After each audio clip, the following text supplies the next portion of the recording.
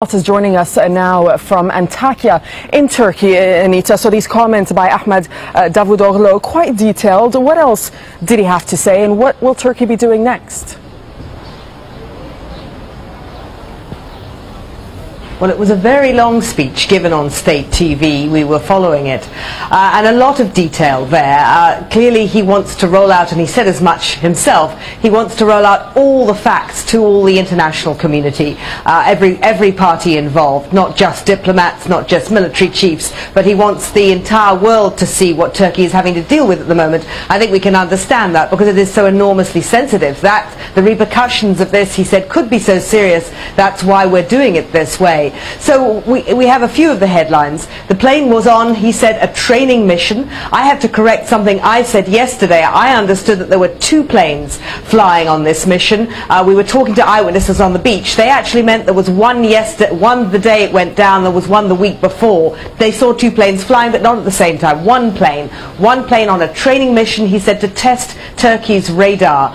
It flew into Syrian airspace, but he said Syrian airspace has been breached by Turkish planes on similar missions thousands of times, have never been shot before, so there was no excuse for what happened subsequently to this plane. Then you heard what he said about the location of the plane. It was in international airspace when it was downed. No warnings were given, no warnings at all, but he said all radio channels were open. It was quite possible for anyone listening in to see it was to see and hear it was a Turkish plane, and that, he said, was also crucial because Syria has been saying it didn't know it was a Turkish plane when it downed it. Well, he said it was quite obvious to anyone conducting normal air traffic that it was a Turkish plane. They are going to be consulting with the leaders of the opposition in Turkey today, holding a major cabinet meeting tomorrow, consulting with international people and with NATO in the next few days. They're not, interestingly enough, invoking Chapter 5, an attack on one is an attack on us all, but merely the right of all NATO members to convene under Chapter 4 to discuss the issues facing a NATO member. We don't seem to be at this stage in anything like the brink of a serious escalation in hostilities, which is what was initially feared when this incident happened. Right.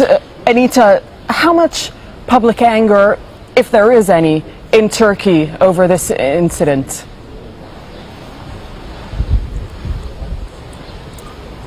There's been a lot of public anger, a lot of public indignation, a lot of surprise. I don't think anyone ever thought Syria would do this, but Syria's air defences appear to be on a hair trigger at the moment, and you don't have to be an international diplomat to figure out why. But locally here, also a degree of cynicism. They felt that, so many of the locals here feel that Turkey at a time like this perhaps shouldn't have been flying in Syrian airspace at all, and that flights like this, however innocent they were and however innocent they should have appeared to have been, just had no innocent explanation. Certainly people around here that Turkey would probably, if not testing, Syrian air defences, and unfortunately for Turkey got an answer that it didn't expect either. All right, Anita McNaught reporting from Antakya. Thank you very much, Anita.